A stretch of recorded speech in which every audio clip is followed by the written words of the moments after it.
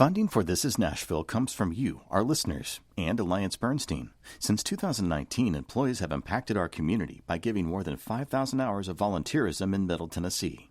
AllianceBernstein.com. Alliance Bernstein is not affiliated with National Public Radio. I'm Khalil Ekolona, and this is Nashville.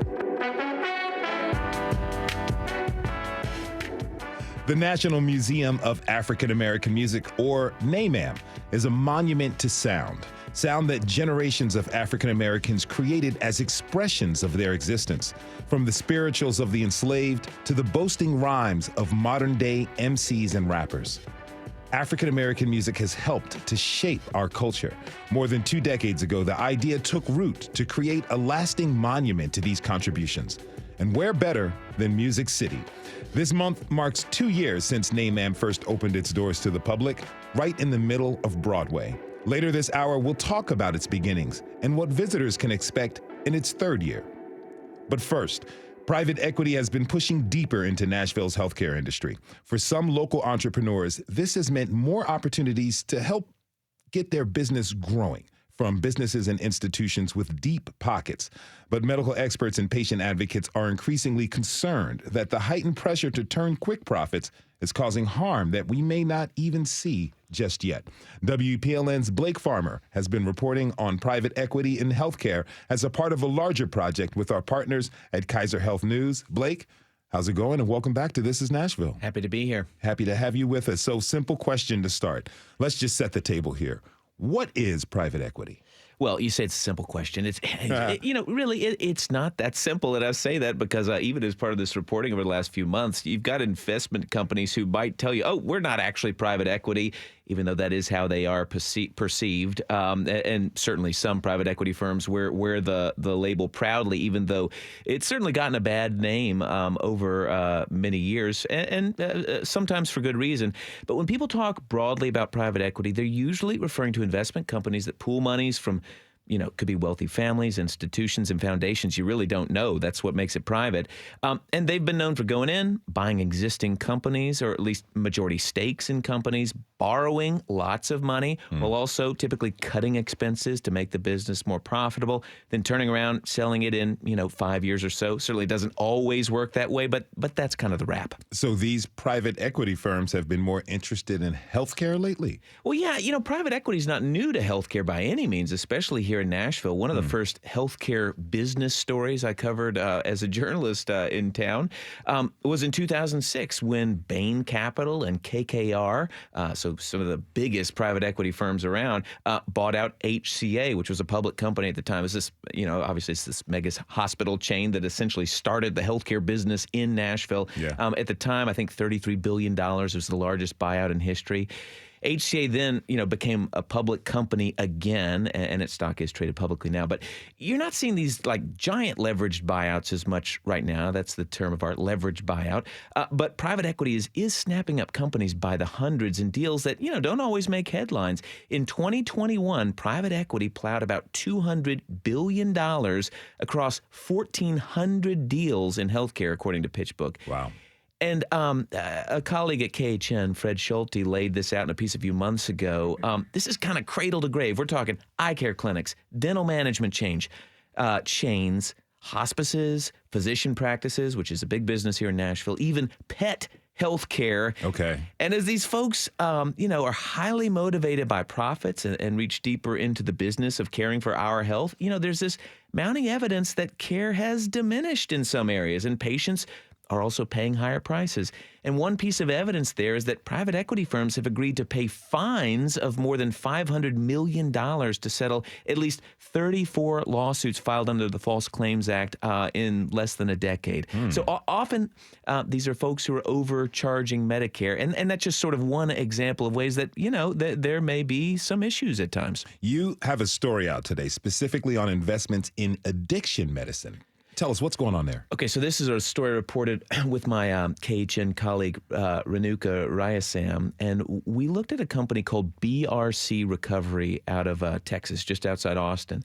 And in 2021, they received backing from 2 private equity companies, and then that sort of funded their expansions, and their first purchase was actually here in Nashville.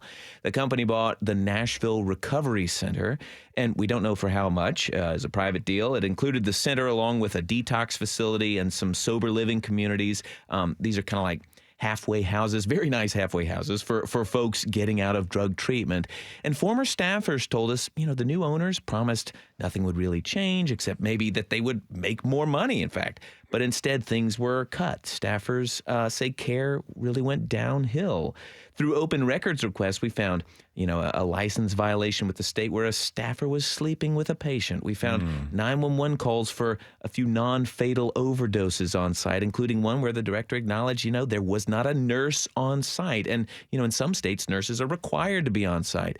And perhaps most troubling to some folks who talked to us was that the company was putting former residents in the program to work as house managers, even drug counselors, even though they'd only had a few months of sober time. And usually you want folks to have about 2 years under their belt before taking on that kind of responsibility. Now, you also reported that this was one of 127 deals in behavioral health that year, which was a record.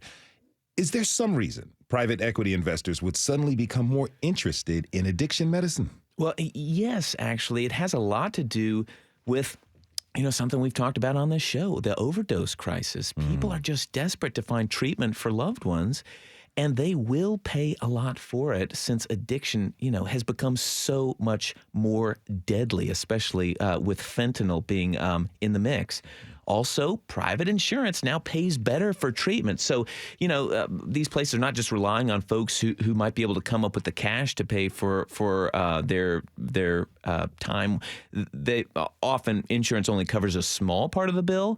But, we did talk to people who had, emptied their life savings basically to pay for treatment with BRC, because we're talking about $30,000 a month for their place in Austin. Some of these deals have been big enough to make headlines. There are lots of action here. In 2021, Summit Behavioral Healthcare based in Franklin, which provides substance abuse, was sold for from one private equity group to another for more than $1 billion. And the previous owners had reportedly already increased profits by 350% in just 4 years. Now, look, I understand that anytime a company is making that much money, you ask questions. But is there anything to be said for investors coming into these industries like addiction medicine and making them better? I mean, we've certainly heard horror stories from mom and pop rehab facilities over the years. Yeah, there are some patient advocates who make exactly this point, especially when they see many addiction treatment facilities that still are, primarily abstinence-based, which is not what federal authorities recommend these days. So in terms of opioids, these are places that might discourage the use of drugs you hear about, like Suboxone, that help tame the cravings, but also actually can block an overdose from occurring. So some of these facilities associated with the deals that we've talked about here, some of those facilities are abstinence-based. I talked to Michael Botticelli. He was director of the Office of National Drug Control Policy during the Obama administration. Here's what he said. I have significant concern in the expansion of treatment that doesn't meet accepted standards of high quality care. And if they're expanding treatment just to make money at the expense of quality. I firmly believe that offering high quality care is actually a better business model than opening subpar care. But you may not hear it there, but Botticelli is a believer that private equity investors could actually help in standardizing some of this care. He is on the clinical advisory board of a company backed by, you guessed it, private equity investors. Okay, before you go, talk to us about a story you have coming later this week on private equity firms and emergency rooms. Well, now, this is not breaking news that emergency departments around the country are often run by companies owned by private equity firms, which the big ones also happen to be based here in Tennessee. This is names you might have heard, Team Health and Envision.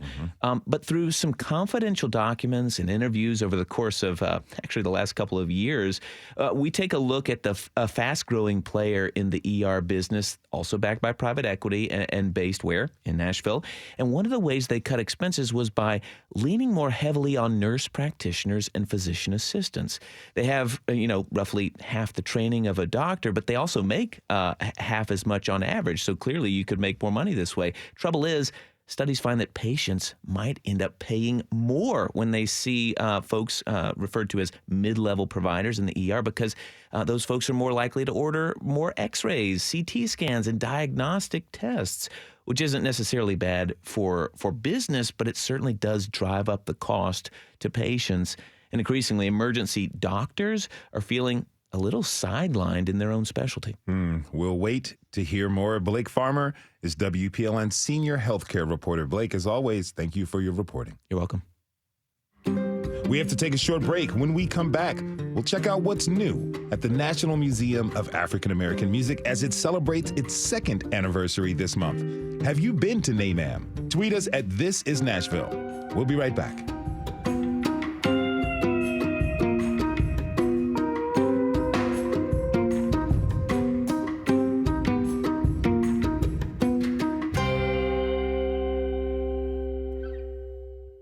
Funding for This Is Nashville comes from you, our listeners, and Music City Prep Clinic, Nashville-based provider for PrEP, and offering comprehensive sexual health services in an environment designed to be safe, professional, and shame-free. Learn more at musiccityprep.org. I'm Khalil A. Colonna, and this is Nashville.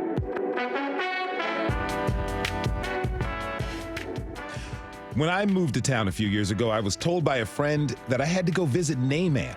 Nay who? I said, NMAAM, the National Museum of African American Music, my friend replied. Now, y'all know I'm a big music fan, so I was excited to check it out, and I'm glad I did.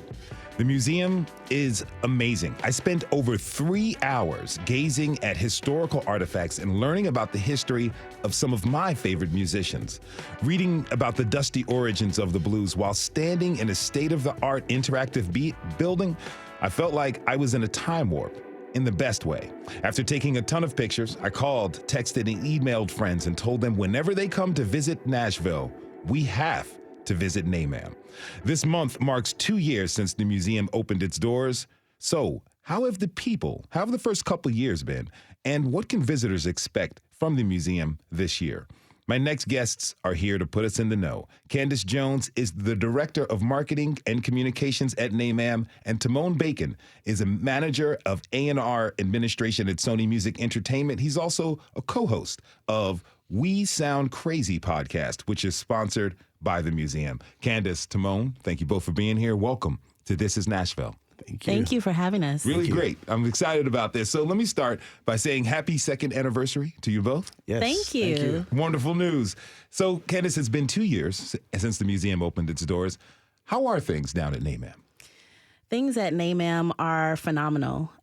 We are growing exponentially in terms of really inviting the local Nashville community in, really inviting the local artist community in, and just seeing the impact of all the exhibits and the programming in the events on the community has been amazing.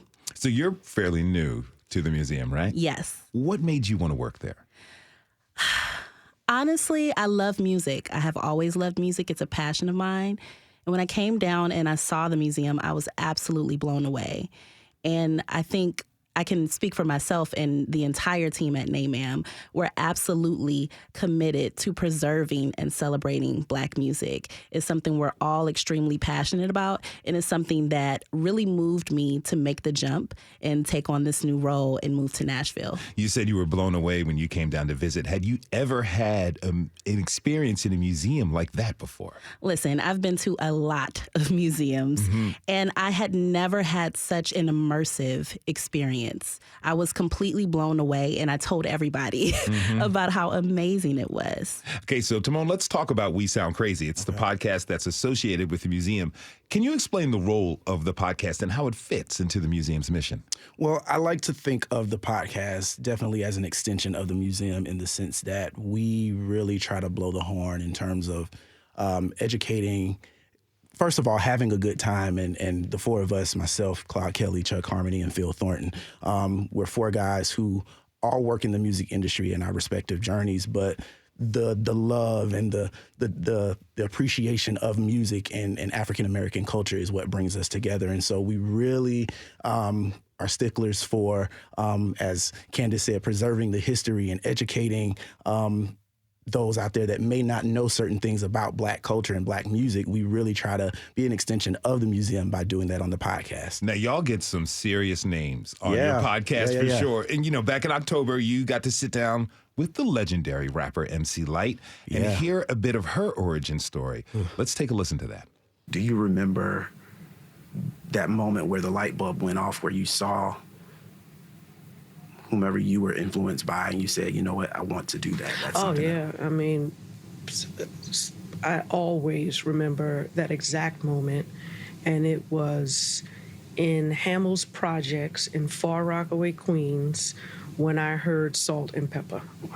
And their song, Showstopper, was playing on a big boombox. Have you ever been to jams where people just stand? They pay to come in and they don't even dance. They're so uncouth. They think they're cute. And as soon as I heard it, I was like, I've got to do this somehow. I think prior to that, I thought that I would rap. But once I heard them, it really made me believe I could. And the amazing thing is, a few years after that moment she had in Queens, I was in New York City as a young one, and her first album, Light as a Rock, the cassette tape came out, and people in the park were playing it on a boombox. So I had that similar experience. You know, this podcast is like a backstage pass to music and culture, and it shares the history of influential musicians. It also gives them their flowers, so to speak. Yeah. What does it mean to you to bring these untold stories to the public? Well, I just think that, you know, you have so much out in the marketplace.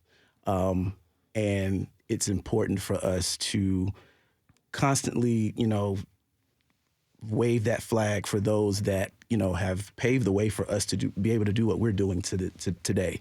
And so we have a segment on our show called the Estero Black Excellence Award. And it was initially birthed out of me studying Esther Roll and realizing that she had a gospel album that was released in 1975 on Savoy Records called Garden of My Mind. And Phil and I were talking about it. And when the podcast kind of came into fruition a few years back, we were like, how can we educate those that will listen to this podcast on, you know, what might not have been a part of the story back in the day. And so it's just our way of celebrating those that might not get the accolades on the major platforms. And so I take pride in the fact that we're able to do that and be an extension of the museum in that way. And inform people about the history. You look like a genre like hip hop, so to speak, right now. You know, not too long ago, famous DJ Academics came out and had some what people would call disparaging comments about the forefathers. And you mentioned, you know, giving tribute to the people who paved the way for people to be there. So you're really adding that education element. You're educating the generations about what the eras were like in their time. Yes, that's very important to all four of us. It's, you know, you have to, everyone has a platform now and they can say whatever, but I think it's important for us to really come with facts.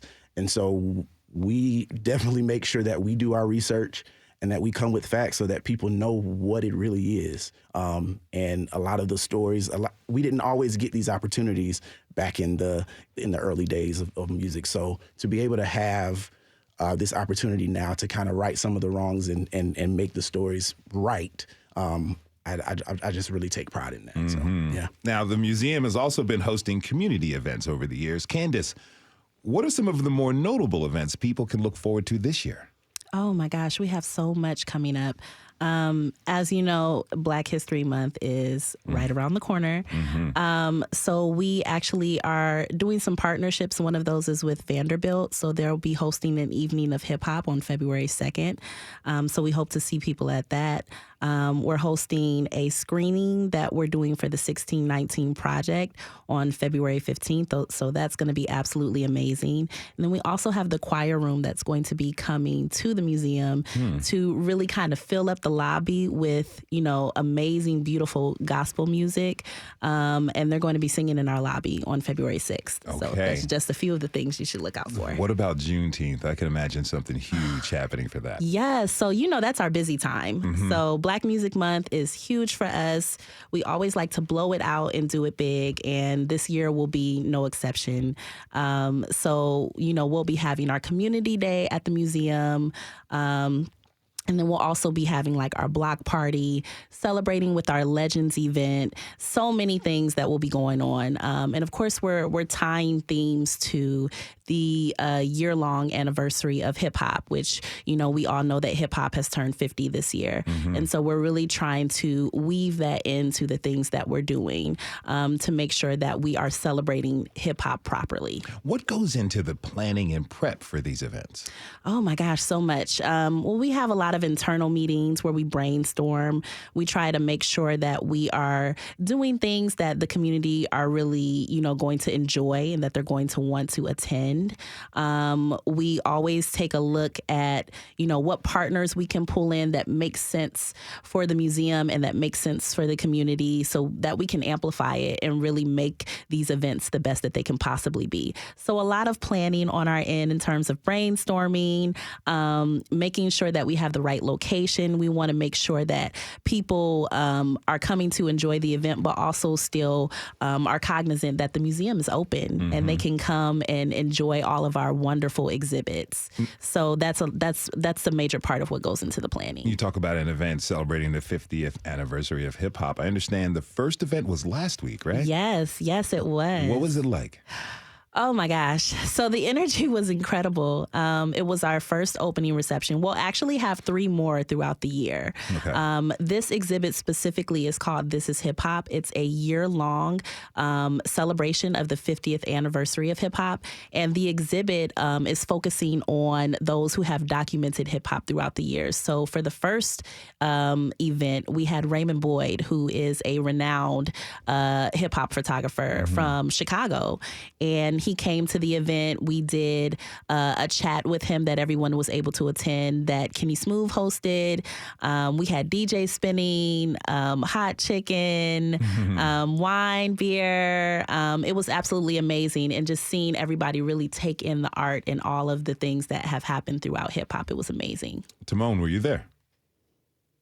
No, I wasn't able to attend, but I heard a lot of great things about it. Yes. And so I'm super excited about just what the museum has planned around the 50th anniversary of hip hop. I know as far as the podcast is concerned, we are looking to kind of extend what we've been able to do with what we did with the RIAA last year in the museum and just talking to the different hip hop artists. And we have a lot planned this year as well. Tomorrow, actually, we are doing a live podcast taping with R&B singer Jacquees at the museum. So yes, if you're available tomorrow at 6:30 p.m., come out to the museum. You can go to We Sound Crazy on Instagram or the NMAAM page on Instagram and click on the link in the bio to RSVP. I'm not sure if it's at capacity, but you can go in and try to sign up. But yeah, that's something that I'm excited about. And then we're also, we just recently taped an episode with music superstar Jimmy Allen. We also had an opportunity to talk with Fawn Weaver of Uncle Nearest Distillery out in Shelbyville. So that is in the running as one of my favorite episodes. So I can't wait for that one to come out where everyone can hear that one. I think that one will kick off our Black History Month series this year. So if you're just tuning in, this is Nashville, and I'm your host, Khalil A. Colonna. We're talking this hour about Nashville's own National Museum of African American Music as it celebrates its 2nd anniversary this month. My next guest is one of the people responsible for the setup of the museum. Dr. Dina Bennett is the former head curator of the museum, and she was a part of the ethnomusicologist team that curated the exhibits. Dr. Bennett, thank you so much for joining us. Thank you so much for having me. Really appreciate this. So, what can people expect when they visit NMAAM? Well, I think a lot of people come to NMAAM and they know they're going to hear music and read about music and musicians, but I don't think that they expect the history that accompanies the exhibitions. And we have grounded that in what we call an ethnomusicological point of view. And ethnomusicology is culture and history, and we study the function and role of music in communities. So in this instance, the function and role of music in African-American life. But when they come, they get all of this history because we look at music as lived experience of the people.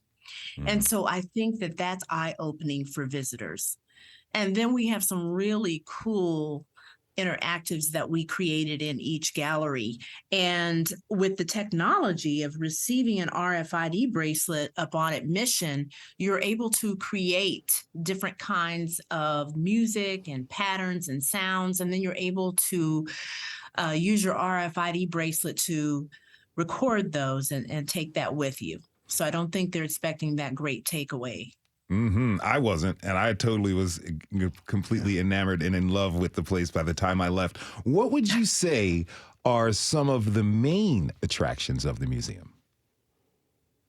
Yeah, so I think one of the things that really stands out is in the religious music gallery, we have an interactive called Singing with the Choir. And we were able to collaborate with Dr. Bobby Jones and his super choir, the Nashville Super Choir, to create this interactive where people can go in a booth and they stand up against a green screen, and then Dr. Jones comes on the opposite screen, and he and the super choir teach you "Oh Happy Day," and at the end, you are superimposed into the choir. And then you can take that away on your RFID bracelet. Now, we did not design that to promote religion, but we designed it so that the visitor could come in and that they could understand the communal effect of gospel music. Now, so that's a standout. You know, these kiosks, they really take you down this rabbit hole of music. You can find your favorite artist and go down the family tree of their musical influences. You know, Dr. Bennett, why was it important for you all and the rest of the development team to really dedicate and create this learning experience, this interactive learning experience for visitors? Yeah, so what you're describing is the interactives that we put in every gallery, which is called Roots and Streams. And as you know, water is extremely important to the African-American experience. So we have a lot of symbolism with water throughout the museum. So Roots and Streams is a takeaway from water because Roots and Streams interconnect and weave and transform, and that's how our music genres work. They're all interconnected, and we wanted to show that. So in the Roots and Streams interactive, if you touch Mahalia Jackson, you'll understand that she's connected to Bessie Smith, who's a blues singer, because that was one of her idols. You're able to read a bio of Mahalia. You're able to listen to songs by Mahalia, and then you're also able to hear songs and read about Bessie Smith. So we wanted to make sure that the visitor understood the interconnectedness of these genres and how they work in everyday life. Now, in addition to the exhibits and interactive displays, the museum also contains a lot of great historical artifacts. One of those is a keyboard decked out in Mardi Gras beads that belonged to the musician Ironing Board Sam. Here he is in 1965 on the Nashville TV show Night Train. Yeah. People talking, trying to break us up. I know they let us be. Sick and stone, they break my bones.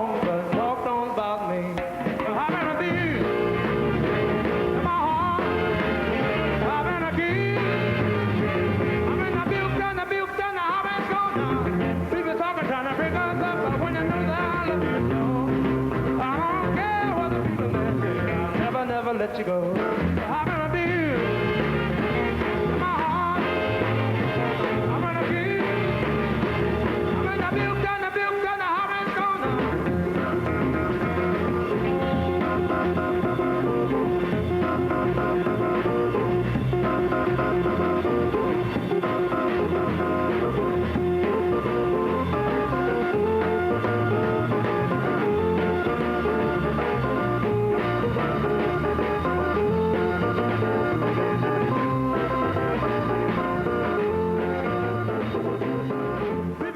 understand he got his name from strapping a legless iron keyboard onto an ironing board to use as a stand. You talk about making it work however you can. Right. Yeah. Now, Candice, what is one of your favorite artifacts at NMAAM? Oh, that is hard. If I had to pick one, I would say Whitney Houston's performance outfit, because I'm a huge Nippy fan. So That's right. I feel you. Tamone? I think she stole mine. Okay. Yeah, Whitney Houston. I'm a huge Whitney Houston fan. So I love all of the different points where she's mentioned in the museum. But I also love the part where you get to where they talk about the Fisk Jubilee Singers. I've heard about Fisk Jubilee Singers all my life. Actually wanted to go to Fisk because of the Fisk Jubilee Singers, and wasn't able to do that. But to learn about the history of the Fisk Jubilee Singers and how much of the impact that they've made on the city of Nashville and the world at large, and just to see the success that they're having in recent years, I mean, it's amazing to kind of connect those dots when you go to the museum. Candice, what challenges are the museum facing right now? I think in terms of challenges, we are trying to work diligently to make sure that the community knows that we're home for them. So that's definitely a challenge, but it's something that we're all rising to the occasion on. And just making sure that we're creating the right programming that's going to add value and impact to the community as well. Now, Tamone, you work as an A&R. You're in the music industry. Correct. So you know about what's hot in music. Mm-hmm. How does visiting the museum, working with the museum, and learning more of these histories, how does that impact and inform what you do in looking for new artists? Being African American, I think it helps me to, because we're not all through these buildings, and so being at work and kind of being a champion for culture, it definitely helps me to kind of educate others on why it's important to be in tune with what's happening with Black culture and helping others to understand, like, hey, we have to respect it, we have to preserve it, we have to do it in such a way that in 20 years from now, we'll be able to look back on it and say we're proud of it. So. Candice, what's your message for people who may not have taken time to visit the museum yet? I would say, please come on down. We have so much to offer. Our exhibits, all of the amazing events that are happening at the museum. I would say just find the time, even if you can only come for a few hours. I want to make sure that people in the community understand that NMAAM is a home for Black music, for Black culture, for Black people, for all people in Nashville. And we really want to welcome everybody in. Candice Jones is the Director of Marketing and Communications of NMAAM, and Tamone Bacon is an A&R for Sony Music Entertainment and co-host of the We Sound Crazy podcast. Candice and Tamone, thank you so much. Thank for being with us you. today. Dr. Dina Bennett will stick with us through the break. When we come back, we'll learn about how the National Museum of African American Music and Art, came to be. What does NMAAM mean to you? What's your favorite attraction? Tweet us at This Is Nashville. We'll be right back.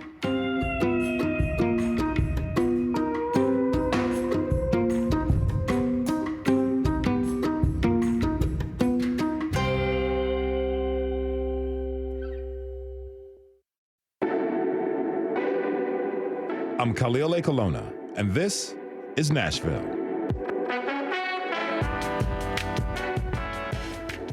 In honor of its 2-year anniversary this month, we are learning more about the National Museum of African American Music, or NMAAM. It took over 2 decades for the museum to get from an idea to a reality, and many hands contributed to the work of making that happen.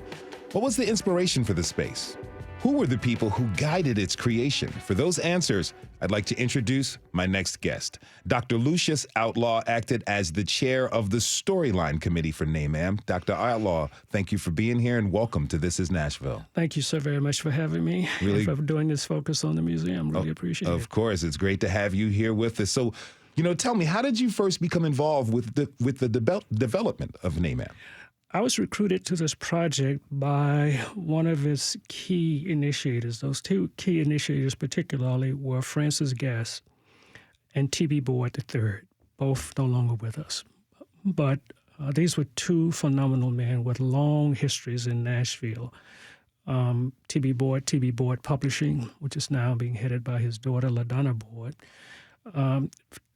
They had developed this idea and were working with the Convention and Visitors Bureau to figure out how do we get more people coming to Nashville, particularly folks of African descent, to come to Nashville, and what is it that we would provide them? What can attract them? We need something that would attract them to Nashville.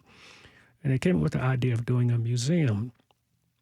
Francis came to Vanderbilt to make a pitch for some assistance. I was an associate provost. The provost said, hey, why don't you go to this meeting with Francis? Mm-hmm. I did. And when I was there, I got intrigued by this idea that he was talking about. So I started asking a bunch of questions. They started talking about some technical stuff. Well, I'm kind of a geek about certain technical stuff. I started asking questions about it. He was like, you seem to know something about this. We need you on this project. I'm like, okay, what would you have me do? He says, we want you to chair the storyline committee. Okay, I don't know anything about a storyline. I've never worked with a museum in my life, but I started figuring it out. But I had been recruited to Vanderbilt to chair the African American Studies Department.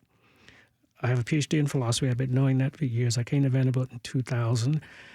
So I have spent most of my career, starting literally while I was in graduate school, dealing with the question, how do you produce viable knowledge about Black people? So I was caught up in the contemporary Black studies movement from the late 60s on. I'm in a discipline, philosophy, that is one of the most recalcitrant and racially restrictive, racist disciplines in the academy. Mm-hmm. So most of my career has been devoted to developing knowledge in an area where folks said there was nothing to there are no Black philosophers. And we were like, yes, there are. There's philosophical thought among Black folks. You just got to know where to look. So when I get this task, it's like, okay, I don't know music. I do know something about knowledge production. So I've got to find the people who know how to produce knowledge about music and Black folk. I started doing some research, buying some books, reading some books, came upon a particular piece of writing by Portia Mosby and looked at her overview and said, okay, this is the guiding overview we need. Talked to my good friend John Fleming. He knew her. She's at Indiana. I called her, persuaded her to join the project. And my job was to get the scholars, but really I wasn't responsible for getting the scholars. It was to get the lead scholar who knew, had this overview about the history of music, and as Dina was saying, situated historically and culturally. And then that person could then identify what other scholars was needed. My job was to then help get them on board and then to protect them. Okay, I want to ask you about that a little bit later. So you found renowned ethnomusicologist, Dr. Portia Mosby. You got her involved, and they were developing people for this storyline committee. Explain to us real quick, for those who don't know, what a storyline committee actually does. Okay. Let the truth be told, there really wasn't a committee. Okay. It was really just me. But it was to get the scholars. So here's another way of putting it. If you think about that museum, there's all kinds of stuff on exhibition and built into these tables with data and et cetera, et cetera. How does it all get put together? There's got to be a rationale. Furthermore, think this is a music covering hundreds of years of history. So in effect, you need a historian's orientation to telling a story. Mm-hmm. But that's not something you can just sit up and spin out. You got to develop it. It's got to get laid down, because this has also got to drive architecture and exhibition design. So the unseen part of that museum, in one sense, is the storyline. It's manifested in all the exhibitions, in the way the museum is actually constructed. So what do I mean? So, for example, there is no one way to go through the museum, right? We could say, start at A, go to B, go to C, go to D. Well, what does it have to do with your interests? If A has a set of interests that don't really speak to you, we want to make you go A, B, and C to get to your interest, which is primarily D? No. You can start at D, but what you may discover once you get into D is wait a minute, there's some A in here, there's some B in. I need to go. You can go to the museum any way you wish. So that's what I meant by saying the storyline drives all of this. That storyline is hundreds of pages long. You never see it. I can speak to that because the first place I took a beeline, obviously, to the hip-hop section, but I ended up in the gospel section for hours. Now, ethnomusicologist Dr. Dina Bennett is still with us. Now, Dr. Bennett, I understand that Dr. Mosby was once your professor, right? That's correct. Yes, she was my professor at Indiana University. So it was really awesome to come onto the project and work with her as the lead scholar. And so sometimes I found myself the teacher and she the student. So it was really phenomenal. And I'm grateful for her tutelage because she really is the renowned scholar for African-American popular music. Now, how did you, Dr. Mosby, and the other scholars come together to create this historical story of the museum that Dr. Outlaw was just painting for us? Yeah, so as Dr. Outlaw said, he recruited Dr. Mosby to come on board, and then she identified other scholars, music scholars, to come together and to discuss an actual storyline, or another word that we use is script. What do we want the museum to say? How do we want to say it? How do we want to lay it out? What does that look like? Do we need an overarching theme?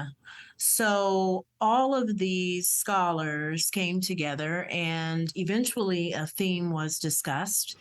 And it is taken from Langston Hughes' poem, The Negro Speaks of Rivers.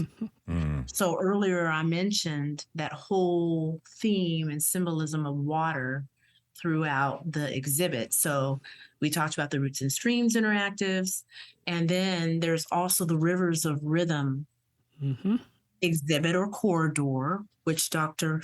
Outlaw referenced. So for instance, when you're coming out of the Roots Theater, you enter into the Rivers of Rhythm corridor. So from there, you can go anywhere. And evidently you went to hip hop and then ended up in religious music. But yeah. So Rivers of Rhythm. And then when you're in the lobby, I don't know if you noticed that there's like this blue streak in the floor of the lobby. And that is like a stream of water that leads you into Rivers of Rhythm. And if you look at the ceiling treatment that was used is to mimic ripples of water. Now, you mentioned the Roots Theater, and when you go in, there is a film that everyone watches before you really enter the rest of the museum. Dr. Outlaw, can you talk about the significance of that film? Yeah, part of what the work of that film, and Don, Dina can tell you about the woman who did that work for us, who's a phenomenal scholar and creative artist in her own right. But what you get in that is a really capsule introduction to the whole venture of creative music making by people who prior to enslavement were making music, but who continued to be creative all through this Holocaust of enslavement, dehumanization, etc., but who refused to succumb to what I call the process of niggerization. They refused. And the music played a major role in that refusal and to keep being creative, to keep singing, to keep lifting voices, to keep anticipating a future that many of them realized they would never see themselves, but they would make a way for those who came after them to see it. That film then is to give you an experience and to begin to get you emotionally attuned to what you're going to experience in that museum, to set you up. Yeah, I understand that one of the original plans was to house the museum in North Nashville on 8th and Jefferson. That's right. Why did it get moved downtown to 5th and Broadway? Very interesting question. So when T.B. Boyd and Francis Guest first came up with this idea, working with with Butch Spirit and then the Convention and Visitors Bureau trying to figure out, how can we have something on track to attract more people to Nashville, particularly people of color. They brought in a consultant, Lloyd Associates, that consults about museums all over the world. And Lloyd looked at all of the museums in the United States devoted to subject matter dealing with black folk. Came back and said, look, if you want to build a museum, don't aim it simply at a black audience because it literally will likely not survive. As I say to people, if you think about it, the only institution that black folk primarily support completely financially on their own are churches. Yeah. Are churches. So if you're going to do a major institution like this, if you only aim it at black folk, you could almost ensure that it will not flourish. Might survive, but it might not flourish. So there was a historic, symbolic reason for having it at 8th and Rosa Parks, but then an option comes up, what if you could put this downtown in the center of the music madness about Nashville? Now, there were a bunch of black folk who were really upset with the idea. My position was, why would we concede downtown, music making downtown to white people only? People say, well, Nashville's Music City. And my tagline is, yeah, but it ain't all country. So why concede? Why isolate us over here?